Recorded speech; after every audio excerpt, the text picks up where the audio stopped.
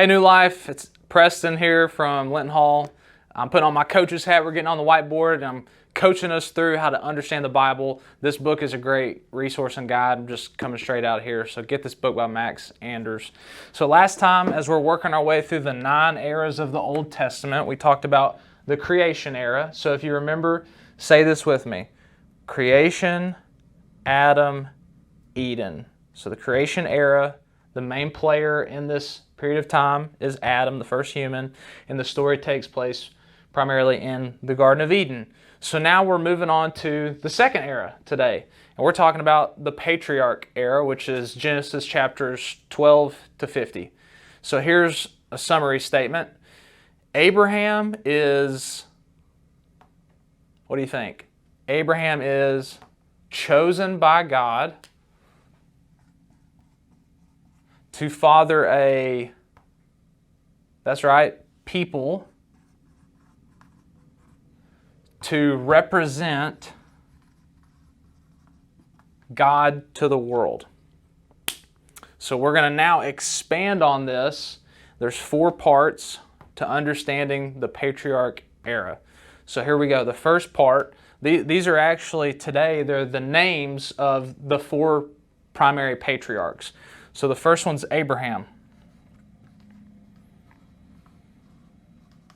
So Abraham was the father of the Hebrew people, and his story is primarily Genesis chapters 12 to 23. So if you remember from last time, the nations have been scattered, and because of sin and death, God wants to redeem and restore all of mankind, all of the nations. And so he decides he wants to have a people who are going to represent him and spread his message to the nations.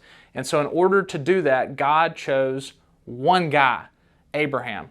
And he said, Abraham, I'm going to promise you some things. I'm going to promise you land and descendants, and I'm going to use you to be a blessing to all the families of the earth. And so Abraham traveled from Ur, which is around the area of Eden, and he traveled up to Canaan. And so Abraham had a couple of kids. He had Ishmael and Isaac, and that's going to be where we pick up next. The second person that's really key in the Patriarch Era is Isaac. And so Isaac's chapters are primarily chapters 24 to 26. So the promises go from Abraham to Isaac. He's the child of promise. And Isaac sees a lot of miraculous things happen in his life. He's prosperous. He has land. He lives to an old age. And he has 2 sons as well, Esau and Jacob. So now we're going to move to the third patriarch that's really key in this area. And this is Jacob.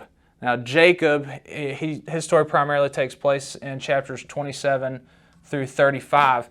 If Abraham was the father of the Hebrew people, Jacob is the father of the nation of Israel.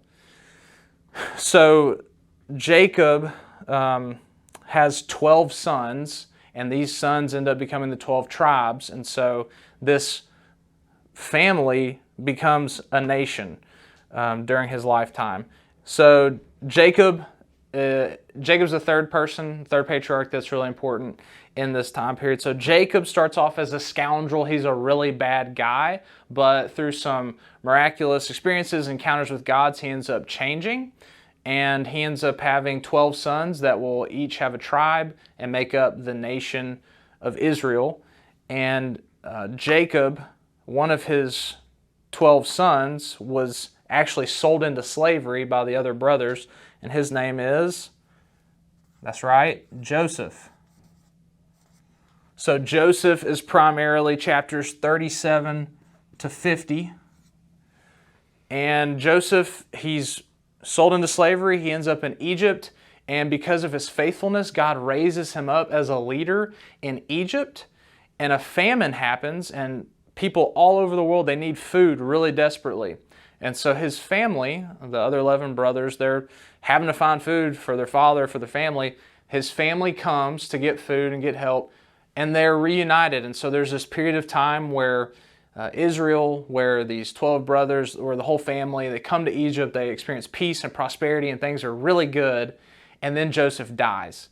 And after the death of Joseph, a new Pharaoh raises up in Egypt, and the people, this family, they're put into slavery. And so for roughly 400 years, God's chosen people that are supposed to be representing Him to the nations for His plan of redemption, they're in slavery. And so there's this time of spiritual hunger, and they cry out to God for deliverance. And this is where we end the Patriarch Era. So just one more time through it before we move on. Patriarch, Abraham, Canaan. Abraham is chosen by God to father a people to represent God to the world. The four patriarchs that, if you get these guys, you pretty much get this whole era. Abraham, Isaac, Jacob, and Joseph. All right, thanks for tuning in. We'll see you next week as we move into the third era.